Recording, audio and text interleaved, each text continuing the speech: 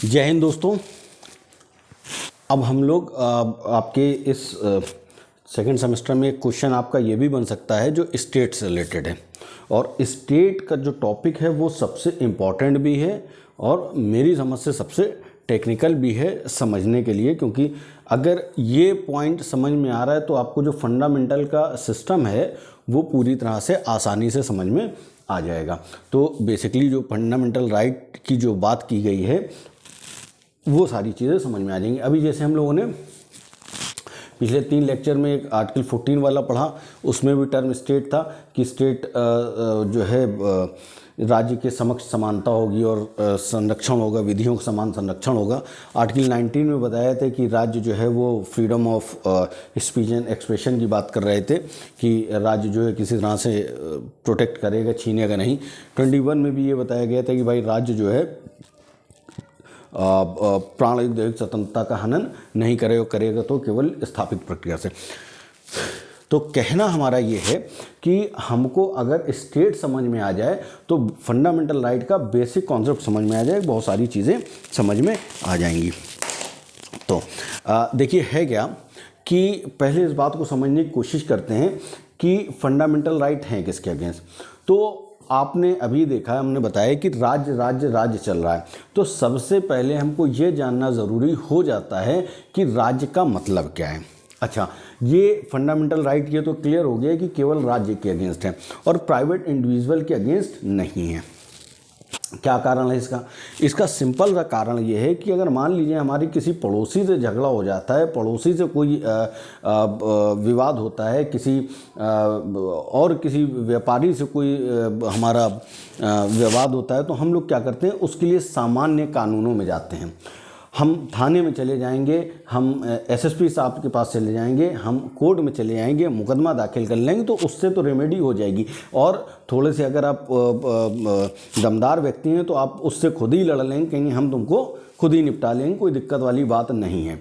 लेकिन आप इस बात को सोचिए कि अगर कहीं आपके अगेंस्ट राज्य हो, राज्य आपको आपके राइट्स छीन ले, तब आप क्या करेंगे। तो सामान्य कोर्ट में उस दशा में जाने की ज़रूरत नहीं है। इसीलिए फंडामेंटल राइट बड़े इंपॉर्टेंट बताया गया। हमने 21 में बताया कि भाई ये जो है ह्यूमन राइट से भी रिलेटेड हैं और ह्यूमन डिग्निटी से भी रिलेटेड हैं और डेमोक्रेसी के लिए भी ज़रूरी हैं और समानता के लिए भी ज़रूरी हैं। तो ये सारी चीज़ें थी। तो हमको ये जानना है, हमने देखिए हेडिंग बना के रखी है ताकि अगर आप स्क्रीनशॉट ले लेंगे तो समझ में आ जाए, और वैसे भी हम पूरी बात क्लियर करने की कोशिश करेंगे। तो जनरल इंट्रोडक्शन क्या है। इंट्रोडक्शन यही है कि भाई ये जो राज्य के अगेंस्ट ही फंडामेंटल राइट अवेलेबल हैं और राज्य के अगेंस्ट क्यों हैं ये हमने आपको बता दिया। दूसरी बात यह है कि आपको आपके आर्टिकल 13 के क्लॉज 2 में बताएगी कि राज्य ऐसी कोई विधि नहीं बनाएगा जो आपके फंडामेंटल राइट को छीनती हो या कम करती हो। उसमें यह लिखा हुआ है कि state shall not make any law which infringe और violate the right conferred by this part. तो इसका मतलब ये है कि यहाँ पे भी जो आर्टिकल 13 का क्लॉज 2 है उसमें भी स्टेट टर्म यूज़ किया गया और स्टेट टर्म के बारे में ये बताया गया कि राज्य आपके अधिकारों को नहीं छीनेगा। अच्छा, तो अब क्या है, हमको ये समझ में आ जाता है कि राज्य क्या है, हमको ये समझना पड़ेगा। तो इसके लिए राज्य की डेफिनेशन कहाँ दी गई है। राज्य के बारे में आर्टिकल 12 में बताया गया है कि राज्य क्या होता है। कोई डेफिनेशन नहीं दी गई है, किसी तरह से डिफाइन नहीं किया गया है, बस इतना बताने की कोशिश की गई है कि राज्य क्या होता है। ठीक है, इसमें यह बताया गया government and parliament of India. तो यानी कि जो केंद्र सरकार, भारत की जो केंद्र सरकार है और जो केंद्रीय विधायिका जिसको हम पार्लियामेंट कहेंगे वो राज्य में आता है। फिर government and legislature of state, तो जैसे केंद्र की विधायिका है और कार्यपालिका ही, वैसे ही हर राज्य की विधायिका और कार्यपालिका है वो भी राज्य में आता है। तीसरा है लोकल अथॉरिटी और उसके बाद में अदर अथॉरिटी। यहाँ पहले 2 पॉइंट में तो कोई दिक्कत नहीं होती, और इसको आप ऐसे समझ लीजिए कि हमने लिखा हुआ है कि डिपार्टमेंट ऑफ गवर्नमेंट भी, चूंकि एग्जीक्यूटिव या गवर्नमेंट के अंदर डिपार्टमेंट ऑफ गवर्नमेंट भी आते हैं, और कोई इंस्टीट्यूशन जो उस डिपार्टमेंट द्वारा कवर किया जा रहा है, गवर्न किया जा रहा है, कंट्रोल में है, और जो डिपार्टमेंट स्टेट के, यानी कि इसका मतलब ये हुआ कोई इंस्टीट्यूशन जिसका कंट्रोल किसी डिपार्टमेंट के पास है और वो डिपार्टमेंट स्टेट का है, तो स्टेट का ऐसा डिपार्टमेंट जिसके अंदर कोई इंस्टीट्यूशन है वो भी इसके अंतर्गत आ सकता है। ठीक है, आसान सी बात है, आप इसको ये समझ लीजिए कि गवर्नमेंट के अंतर्गत गवर्नमेंट के डिपार्टमेंट भी आते हैं, गवर्नमेंट डिपार्टमेंट भी आते हैं, ज़्यादा कंफ्यूज होने की ज़रूरत नहीं है। तो ये 2 बातें तो हमको समझ में आ गई, हाँ भाई चलिए ठीक है। और इसका मतलब ऐसे समझ लीजिए कि अगर आपका लेजिस्लेचर यानी कि संसद अगर कोई कानून बना रही जिसमें आपके राइट का वायलेशन हो रहा है, तो इसका मतलब ये होगा कि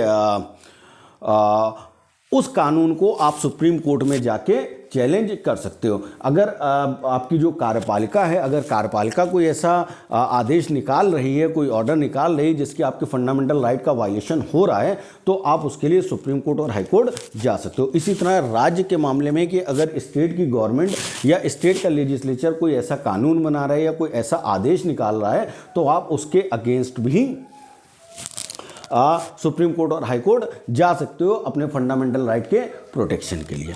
ये 2 बातें तो हमको क्लियर हो गई, लेकिन ये जो लोकल अथॉरिटी और अदर अथॉरिटी है, ये समझ नहीं आई। समझ इसलिए नहीं आई कि पहले लोकल अथॉरिटी पे आते हैं। लोकल अथॉरिटी की कहीं कोई डिफिनेशन कॉन्स्टिट्यूशन में नहीं दी गई है, तो फिर कहाँ दी गई है? एक जनरल क्लॉज एक्ट होता है, और जनरल क्लॉज एक्ट क्या होता है कि ये बेसिकली ये मान लीजिए कि जो भी कानून से रिलेटेड या जो भी कॉन्स्टिट्यूशन से रिलेटेड या जो भी आपके एडमिनिस्ट्रेशन से रिलेटेड शब्द होते हैं, जनरली इस जनरल क्लॉज एक्ट, ये 1897 का है, इस एक्ट में दिए होते हैं। मान लीजिए आपको अगर सरकार का शब्द जानना है तो यहाँ पे देखेंगे तो मिल ही जाएगा। अगर आपको और भी इसी तरह से कोई भी शब्द कि पर्सन का क्या मतलब है वो भी आपको यहाँ पे मिल जाएगा। तो कहने का मतलब मेरा ये है कि हर एक एक्ट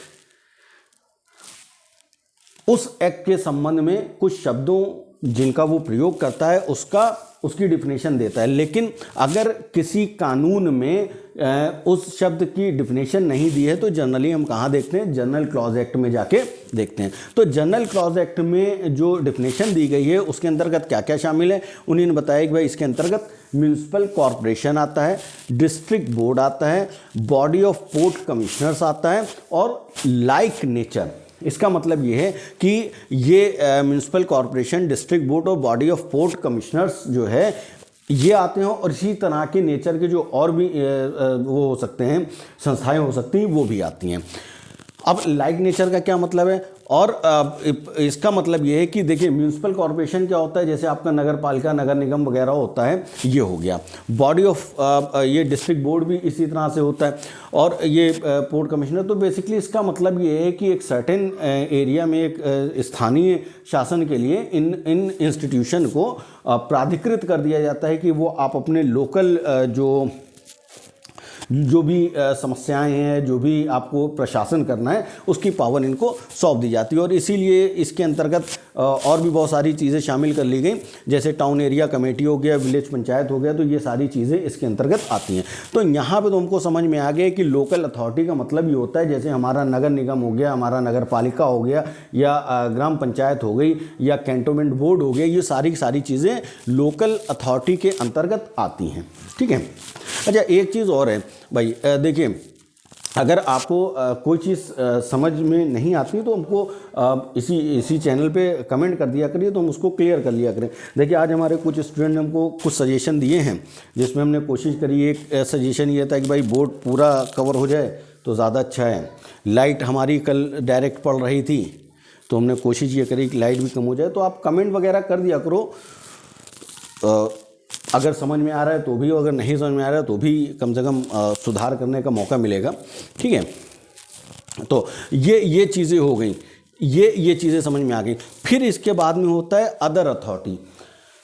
अब आपके पेपर में क्या पूछा जा सकता है? पेपर में या तो ये पूछा जा सकता है कि भाई आप बताइए कि राज्य का क्या मतलब है, तो आप इतनी तीनों चीज़ें लिख देंगे, चारों चीज़ें लिख देंगे, ये लिख देंगे, एक दो केस है वो लिख देंगे, ये जो आपका शॉर्ट क्वेश्चन आएगा उसमें कवर हो जाएगा। लेकिन अगर लॉन्ग क्वेश्चन आएगा तो फिर आपको इतना समझना पड़ेगा।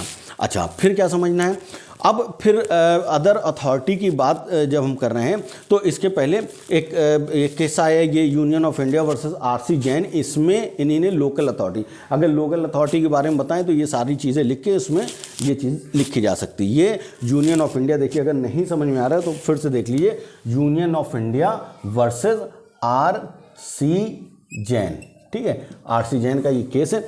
इसमें क्या बताया कि भाई ये जो आपका लोकल अथॉरिटी होता है इसके अंतर्गत क्या क्या, अगर किसी संस्था को लोकल स्थानीय प्राधिकारी की कैटेगरी में रखना है तो उसके अंतर उसमें क्या गुण होने चाहिए। तो बेसिकली इन्होंने कहा कि उसका सेपरेट लीगल एक्सिस्टेंस होना चाहिए एज कॉर्पोरेट बॉडी।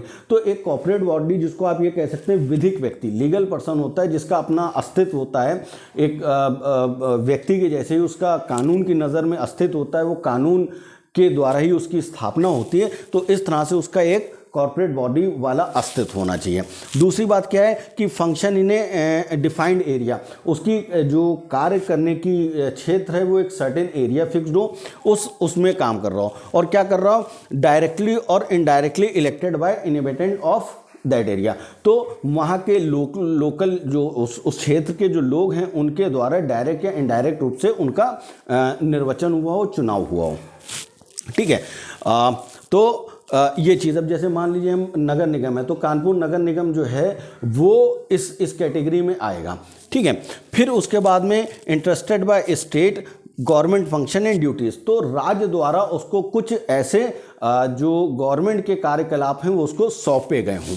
फिर उसके बाद में क्या है, have power to raise fund और लिवी टैक्सेस, मतलब ये है कि उसके पास इतनी पावर हो कि अपने जो फंड जुटाने की उसको शक्ति हो और टैक्सेस वगैरह भी वसूल कर सके, ये भी उसके पास पावर होनी चाहिए। फिर freedom to decide policy affecting area, तो अब जैसे कानपुर नगर निगम में मान लीजिए कहाँ पे लाइट लगनी है, कहाँ पे अगर नाली बननी है, कहाँ पे हैंडपाइप लगना है, कहाँ पे बोरिंग लगनी है, ये सारा फंक्शन इनका है। तो अगर कोई इंस्टीट्यूशन इस तरह का है जिसको किसी एक एरिया की देखरेख की जिम्मेदारी है या उसको इसी तरह से काम दिए गए हैं तो वो अदर अथॉरिटी लोकल अथॉरिटी, ये लोकल अथॉरिटी के अंतर्गत आ जाएगा, ठीक है। तो हमने गवर्नमेंट एंड पार्लियामेंट समझ लिया है, government and legislature of state समझ लिया है, हमने लोकल अथॉरिटी समझ लिया है। अब जो सबसे कठिन और टिपिकल है, जो जिसके लिए हम कह रहे थे कि हमको भी मुश्किल होती है इसको समझने में, तो वो है अदर अथॉरिटी,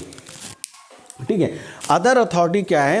तो अदर अथॉरिटी के बारे में ना तो संविधान में कोई डिफिनेशन है, ना ही इसकी आपका किसी जनरल क्लॉज एक्ट में कोई डिफिनेशन है, ठीक है। तो इसलिए इसको समझना मुश्किल हो जाता है। अब क्या है, सबसे पहले इसको समझ लेते हैं कि एक शुरुआत में ही इसमें 3-4-5 केस हैं, केस बहुत लाए हैं, बहुत सारे हैं। हम आपको बहुत शॉर्ट में पढ़ाने की कोशिश करते हैं कि आपका पेपर हो जाए, तो क्योंकि टॉपिक इतना आसान नहीं है, बहुत सारी चीज़ें कवर होती हैं, बहुत पहलू हैं, लेकिन फिर भी शॉर्ट में हम कोशिश कर रहे हैं।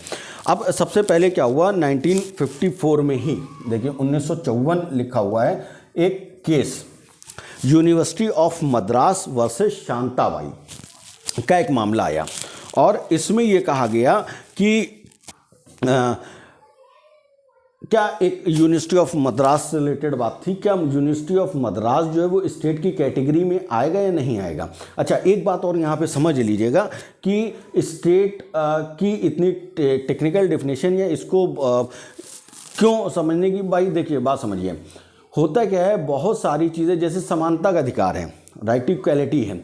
अब अगर सरकारी आदमी अगर वो स्टेट की कैटेगरी में आ जाएगा तो क्या होगा कि अगर आप किसी एक व्यक्ति को एक सैलरी दे रहे हो तो दूसरे को भी उतनी ही देनी पड़ेगी, ये बराबरी की बात होगी। अगर किसी से एक सर्टेन जो टाइम कराने का तरीका है, अगर एक व्यक्ति 8 घंटे 6 घंटे की ड्यूटी कर रहा है तो दूसरे से भी उतनी ड्यूटी कराई जाएगी। ऐसा नहीं होगा किसी एक व्यक्ति से सरकारी संस्थान में 6 घंटे की ड्यूटी हो रही हो, उसी पोस्ट उसी परिस्थितियों में रहने वाले दूसरे व्यक्ति से 10 घंटे की ड्यूटी ली जा रही है। अगर ऐसा हो रहा है तो ये समानता के विरुद्ध है। लेकिन अगर वही बात किसी ऐसी संस्था में है जो राज्य की कैटेगरी में नहीं आ रहा है, यानी कि लोकल अथॉरिटी और अदर अथॉरिटी की कैटेगरी में नहीं आ रहा, तो शायद आप उसके अगेंस्ट हाई कोर्ट और सुप्रीम कोर्ट नहीं जा पाएंगे। ठीक है, जैसे आप प्रैक्टिकल समझने की कोशिश करिए। जैसे मान लीजिए गवर्नमेंट एम्प्लॉई है तो सबकी सैलरी एक समान है, लेकिन अगर किसी दुकान पे है तो उसकी जो सैलरी है वो अलग अलग हो सकती हैं। तो बहुत सारी चीज़ें हो सकती हैं। खैर, हाँ, तो अदर अथॉरिटी के मामले में ये सबसे पहले university of Madras versus Shantabai का केस आया और इसमें इसी बात को लेके बात हुई होगी कि भाई ये जो यूनिवर्सिटी है वो मद्रास की उसकी स्टेट की कैटेगरी में आती है या नहीं आती है।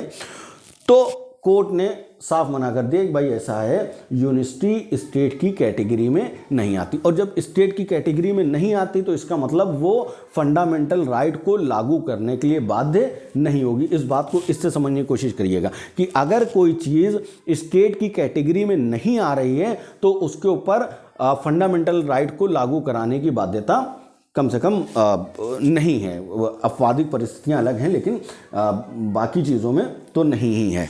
ठीक है, फिर इसके बाद में क्या है, कोर्ट ने एक टर्म होता है इंटरप्रिटेशन का, इजुस डेम, प्रोनाउंसिएशन कुछ और होता है, हमसे ठीक से नहीं होता, लेकिन जो हम लिखा है उसी के हिसाब से पढ़ते हैं, इजुस डेम जेनरिस। इसका मतलब ये होता है कि उसी तरह के परिस्थितियों में या उसी तरह का अर्थान्वयन। जैसे इसका मतलब ये था, इन्हीं ने इस केस में ये बात बताने की कोशिश करी थी कि चूंकि ये जो लोकल अथॉरिटी और अदर अथॉरिटी टर्म है, ये जो लोकल अथॉरिटी है ये इस डिस्ट्रिक्ट और ये डिस्ट्रिक्ट बोर्ड और म्यूनिसिपल कॉरपोरेशन और बॉडी ऑफ पोर्ट कमिश्नर, इन सब की कैटेगरी के साथ है, यानी कि नगर निगम वगैरह के साथ में। और इनको क्या पावर होती है, इनको गवर्नमेंट फंक्शन करने की पावर होती है, इनको टैक्स वैक्स वसूलने की पावर होती है। इसलिए हम जो ये अदर अथॉरिटी है, इस अदर अथॉरिटी का अर्थान्वयन इसी परिप्रेक्ष्य में करेंगे, हम इसी लाइट में करेंगे, इसके अलग नहीं जाएंगे। यानी कि इसका मतलब ये हुआ कि जो जैसे शब्दों के साथ बात चल रही है उन्हीं शब्दों में हम इसका अर्थान्वयन निकालेंगे। जैसे मान लीजिए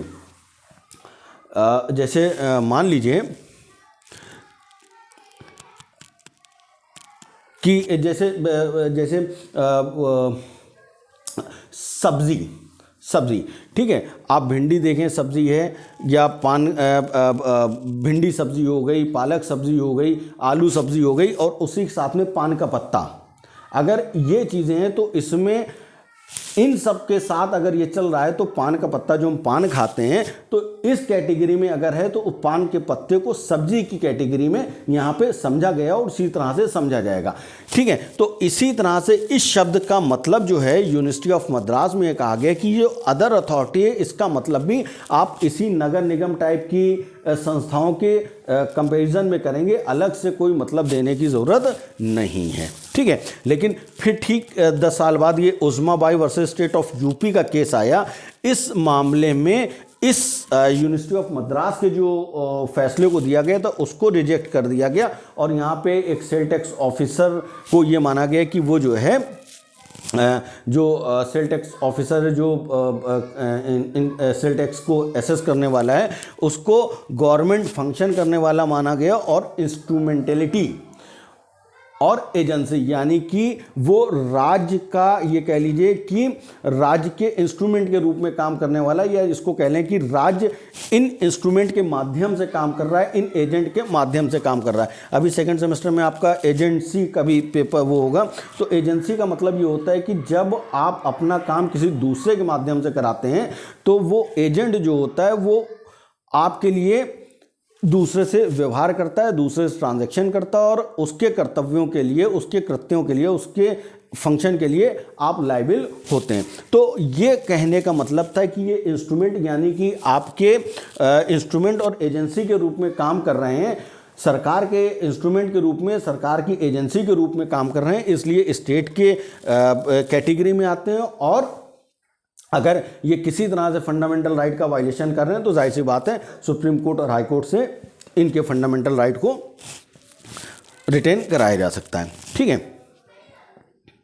अच्छा, फिर एक और केस आया Rajasthan electricity board versus Mohanlal का। ये देखें, ये Rajasthan electricity board versus Mohanlal का केस है। इसमें एक आ गया कि जो ऑल कॉन्स्टिट्यूशनल और स्टैट्यूटरी अथॉरिटी हैं और confer power on them other authority की कैटेगरी में आएंगे, चाहे वो कॉमर्शियल नेचर का काम कर रहे हो और चाहे वो सॉवरेन या ये कह लें कि सरकारी उसका मतलब गवर्नमेंट फंक्शन कर रहा हो। तो जाहिर सी बात है तर्क ये रहा होगा कि इलेक्ट्रिसिटी बोर्ड है, बिजली आ रहा है, उसके पैसे दे रहे हैं, ये कॉमर्शियल फंक्शन है। बेसिकली अगर पहले एक कॉन्सेप्ट था जिसमें एक आता है एक सॉवरेन फंक्शन अलग होते हैं स्टेट के और जो नॉन सॉवरेन फंक्शन होते हैं वो अलग होते हैं। और स्टेट जो है वो केवल नॉन सॉवरेन फंक्शन यानी कि जो एक तरह से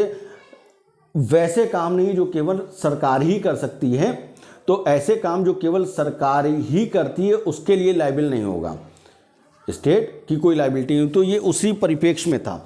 ठीक है, चलिए इतनी बात आपको हमको लगता है समझ में आ रही होगी। ठीक है, फिर से इस बात को समझ लेते हैं कि पहले कॉन्सेप्ट था कि केवल राज्य केवल उन्हीं कामों के लिए राज्य उन कामों के लिए उत्तरदायी नहीं होगा जो केवल और केवल राज्य कर सकते हैं। तो जैसे पुलिस प्रशासन हो गया या देश की सुरक्षा वाली बात होगी, इन सारे कामों के लिए ये काम किसी और को नहीं सौंपे जा सकते। लेकिन और जो दूसरे काम होते हैं उनको करने में अगर किसी से कोई गलती होती है तो उसके लिए राज्य को उत्तरदायी ठहराया जा सकता है। ये कॉन्सेप्ट था। जैसे मान लीजिए कोई कंपनी चलाना है तो कंपनी तो प्राइवेट व्यक्ति भी चला सकता है और सरकारी कंपनी भी चल रही है, तो उसमें तो लायबिलिटी थी, लेकिन उसमें जो केवल और केवल सरकार काम करती है उसके लिए कोई लायबिलिटी नहीं होती थी। तो ये चीज़ ये हो गई। अब क्या है, फिर एक केस आया Raman Dayaram Shetty versus international airport authority. ये बड़ा लीडिंग केस था। इससे पहले एक सुखदेव का केस भी आया था, उसमें इन्हीं ने जो हमने ये टर्म यूज़ किया ना इंस्ट्रूमेंटेलिटी और एजेंसी, इस शब्द को बताया और इसको कंफर्म भी किया और बताया कि भाई कोई संस्था कोई अथॉरिटी स्टेट की कैटेगरी में आएगी या नहीं आएगी, यानी कि कोई स्थानीय प्राधिकारी, इसको अदर अथॉरिटी को स्थानीय प्राधिकारी कहते हैं, स्थानीय प्राधिकारी स्टेट की कैटेगरी में आएगा या नहीं आएगा, उसके लिए इन्हीं ने ये कुछ प्रिंसिपल डिसाइड किए, जिसके आधार पर अगर ये चीज़ें पूरी होती हैं तो उस संस्था को, उस प्राधिकारी को स्टेट माना जाएगा और अगर नहीं होती हैं तो नहीं माना जाएगा। क्या क्या है, तो पहला ये अगर मान लीजिए कोई संस्था है जिसकी entire capital of corporation held by government, तो जो उसकी जितनी पूंजी है उस पर कंट्रोल वगैरह किसका है, गवर्नमेंट का अगर कंट्रोल है तो ये माना जाएगा कि वो लोकल अथॉरिटी कैटेगरी में आती है। अगर existence of deep control of state, यानी कि अगर उस संस्था पर स्टेट का पूर्ण नियंत्रण है तो वो अदर अथॉरिटी की स्थिति में आएगी। अब देखिए अदर अथॉरिटी की स्थिति में आई जाएगी तो इसका मतलब क्या होगा, इसका मतलब ये होगा कि अब अगर वो संस्था आपके फंडामेंटल राइट को वायलेट कर रही है तो उसके लिए आप सुप्रीम कोर्ट और हाई कोर्ट जा सकते हैं। ठीक है, तो पहला क्या हो गया कि उसकी पूरी पूंजी जो है गवर्नमेंट की होनी चाहिए, गवर्नमेंट का उस पर, दूसरे पॉइंट में है existence of deep control of state, तो उस संस्था पर, उस प्राधिकारी पर राज्य का पूर्ण नियंत्रण होना चाहिए। तीसरा क्या है, corporation enjoy monopoly status protected by state, तो जो भी वो काम कर रही है, जिस फील्ड में काम कर रही है, उस पर एक तरह से उसका एकाधिकार हो, मोनोपोली हो, और स्टेट ने उसको रिकॉग्नाइज कर रखा हो, प्रोटेक्ट कर रखा हो, यानी कि राज्य ने उसको संरक्षण दिया हो कि भाई इस फील्ड में तुम ही काम करोगे। ठीक है, जैसे मान लीजिए LIC है, अब तो शुरुआत में जब आई, इस LIC क्या है कि कानून के तहत बनाई गई, और उस पर कंट्रोल किसका था, गवर्नमेंट का था। काम क्या कर रही थी, गवर्नमेंट का जो कह सकते हैं सोशल सिक्योरिटी वाला कॉन्सेप्ट है, उसके अधीन काम कर रही थी। तो इस तरह से बहुत सारी चीज़ें, ठीक है, मोनोपोली, और उस वक्त जो था LIC की जैसी कोई दूसरी वो नहीं थी। Function are of public importance, तो वो जो काम कर रही है बेसिकली वो कौन से काम होने चाहिए, पब्लिक, यानी कि लोक हित के काम होने चाहिए। और लोक हित के काम का मतलब ये जनरली ये लोक हित के काम करने का दायित्व सरकार का होता है, और सरकार ने कहीं ना कहीं अपना उस काम को करने के लिए इस प्राधिकारी को नियुक्त कर दिया है, और वो इंस्ट्रूमेंट यानी कि एजेंट के रूप में सरकार के लिए वो काम कर रहा है। अब देखिए LIC का हमने एग्जाम्पल लिया, तो LIC का मतलब ये है कि वो आपको बहुत कम दाम पे कहीं ना कहीं आपको एक सोशल सिक्योरिटी देने का काम करती है, आपको कहीं ना कहीं एक जीवन सुरक्षा दे रही है, या कुछ टाइम बाद मैच्योरिटी पे पैसा वापस करा रही है। तो इस तरह की चीज़ें हैं। Department of state transfer to corporation, तो वो जो निगम है, जो कॉरपोरेशन है, उसको राज्य ने कोई डिपार्टमेंट भी सौंप रखा हो, यानी कि राज्य के किसी डिपार्टमेंट के तहत काम कर रही। तो अगर ये सारी चीज़ें उस प्राधिकारी में हैं, तो आप ये मान लो कि वो प्राधिकारी लोकल अथॉरिटी, अदर अथॉरिटी, यानी कि स्थानीय प्राधिकारी के अंतर्गत आएगा। अब आप ये देखो, अदर लोकल अथॉरिटी कहेंगे स्थानीय प्राधिकारी, और अदर अथॉरिटी कहेंगे अन्य प्राधिकारी, और अन्य प्राधिकारी के अंतर्गत ये वाले आएंगे। ठीक है, और लोकल अथॉरिटी के अंतर्गत ये वाले आएंगे, ये जो थे। ठीक है, चलिए उम्मीद करते हैं आपको कॉन्सेप्ट समझ में आया होगा। इसको इस बात से फिर से एक बात समझ लीजिए कि भाई स्टेट की डिफिनेशन इसलिए इंपॉर्टेंट हो जाती है कि फंडामेंटल राइट स्टेट्स के अगेंस्ट लागू कराए जाते हैं, और सामान्य जो हमारे अधिकार होते हैं, जो लीगल राइट होते हैं, वो तो हम सामान्य अदालतों में जा सकते हैं, थाना पुलिस कर सकते हैं, लेकिन अगर स्टेट ही हमारे अधिकारों को छीन रही हो तो हम उसके लिए कहाँ पे जाएंगे, फिर हम उसके लिए हाई कोर्ट और सुप्रीम कोर्ट जाते हैं। चलिए ठीक है, थैंक यू।